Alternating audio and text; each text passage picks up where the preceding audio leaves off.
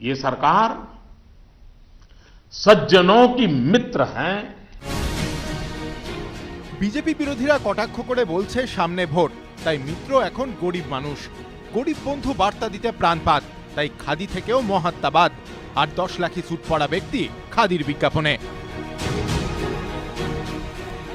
পর্যবেক্ষকদের একাংশের মতে সব রাজনৈতিক দলই দেখানোর চেষ্টা করে তারা কতটা গরিব দরদি, কিন্তু পরিসংখ্যান বলছে সবার দরদে ফুলে ফেপে উঠছে ধনীরাই।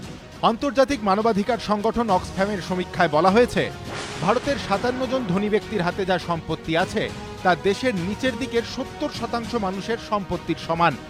দেশের মোট সম্পত্তির 58% রয়েছে মাত্র 1% মানুষের হাতে। 2014 में 49% जो संपत्ति है देश की, वो देश की 1% लोगों के हाथ में थी। आज वो 49 से बढ़कर 59.4% हो गया, जो 1% के हाथ में है 2 साल। নোট বাতিল ইস্যুতে মোদী সরকারকে বিঁধতে বারবার এই তত্ত্বকে অস্ত্র করেছেন রাহুল গান্ধী।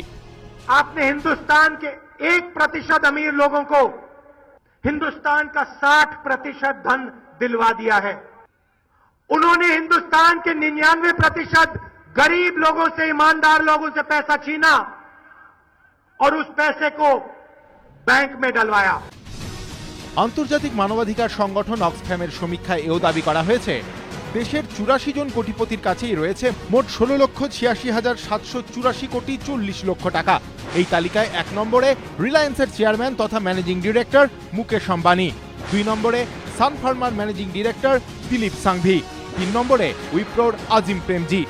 কংগ্রেসের দাবি, মোদী যতই ক্যালেন্ডারে চরকা কাটুন, তিনি আসলে বড় লোকদেরই বন্ধু। মোদী সরকার সবসময় কর্পোরেটদের পাশে, তাই তো কখনো প্রধানমন্ত্রীর ছবি জিওর বিজ্ঞাপনে, কখনো আবার পেটিএম এর বিজ্ঞাপনে। বিজেপির পাল্টা বক্তব্য, এই দেশে এত গরিব তো আর নরেন্দ্র মোদীর আমলে হয়নি। স্বাধীনতার পর থেকে বেশিরভাগ সময় তো কেন্দ্রে ক্ষমতায় থেকেছে কংগ্রেস, তারা এত বছরে কি করেছে? জবাব তো তাদেরই দেওয়া উচিত। আর এই চর্চার মধ্যেই গরিব আরো গরিব হচ্ছে, ধনী আরো ধনী। এবিপি আনন্দ।